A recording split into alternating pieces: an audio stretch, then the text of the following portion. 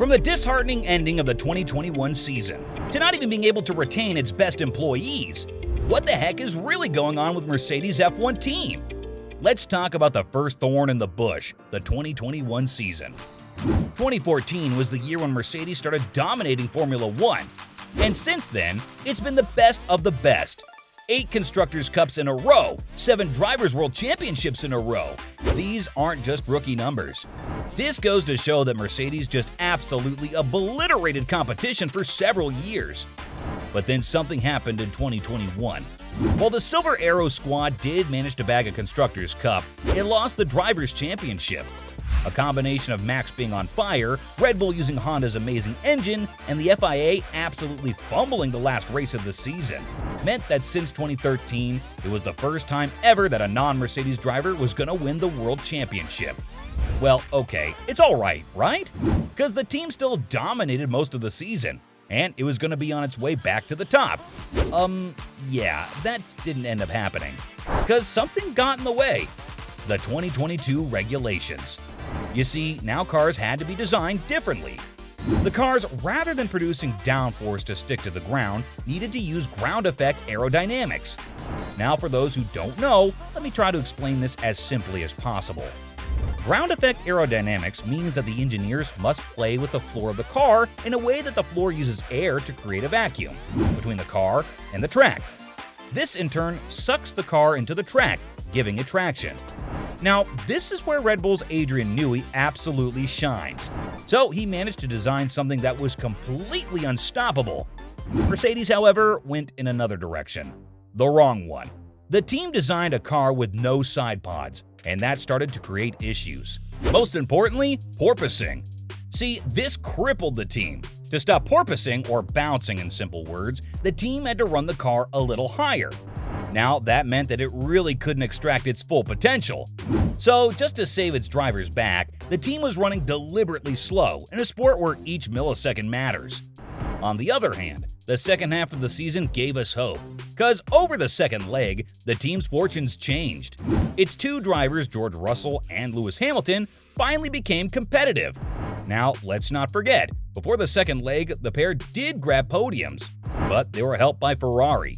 Because Ferrari's reliability and poor strategy led to that happening. But then in Mexico, Russell and Hamilton unqualified Sergio Perez and both the Ferraris. This showed us that Mercedes was about to turn its horrible fate around.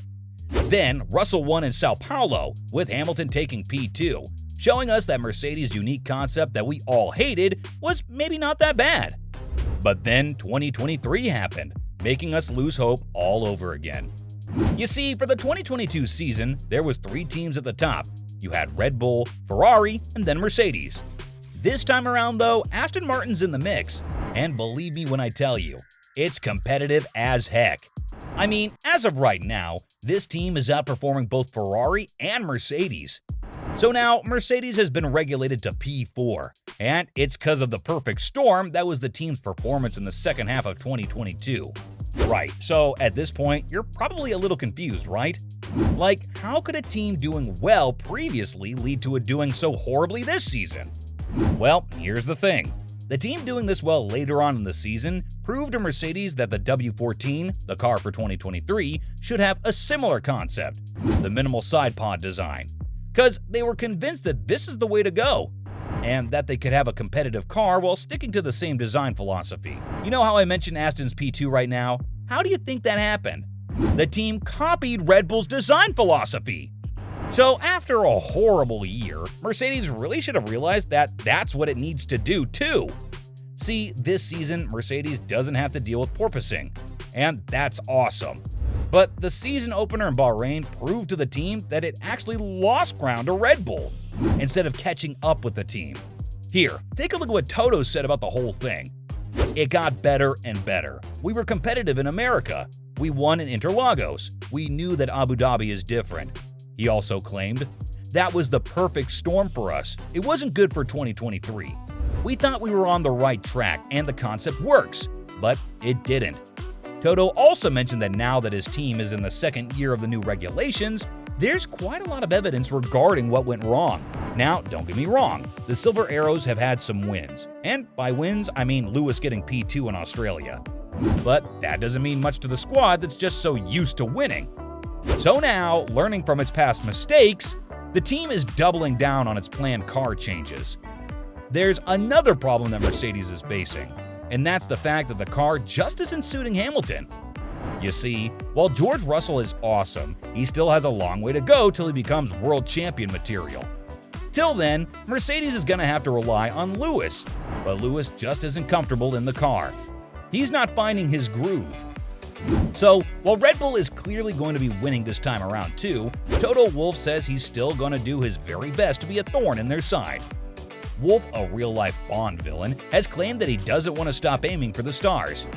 He also stated that his team's main objective right now is to fend off Aston Martin and Ferrari. He admitted that his squad winning the World Championship doesn't seem realistic as of right now, but that doesn't mean he's going to stop trying. Toto has also claimed that the team is now bringing in some upgrades, and that from Imola onwards, the car is going to be good as heck. So, in a way, the guy's got a two-way objective. The first is to make sure that Ferrari and Aston Martin stand below Mercedes. And while it might be easy to take care of Ferrari, Aston's going to be a problem. Because, yeah, the team did P7 last year. But have you seen just how fast their car is this time around? And with Fernando Alonso at the helm, it seems that no one could possibly dethrone the team as the second best on the grid right now. But according to Toto, Aston Martin's story actually gives him more hope than despair, because it shows that you really can make an awesome car in no time. But that's not the only reason why Mercedes fell. There's another. The budget cap. Teams nowadays can't just spend a buttload of cash on their cars and make rocket ships. They have to work within a budget. This was done to help the teams at the bottom catch up. But this is really hurting the Silver Arrow squad, since it was used to throwing money at a problem till it solved it.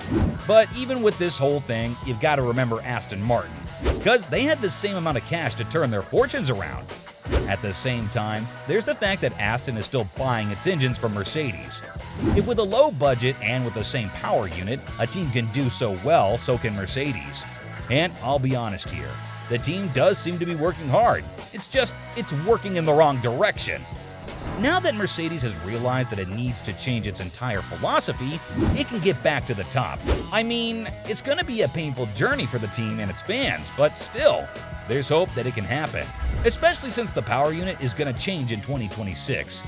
That's probably going to shake the order of the grid a bit.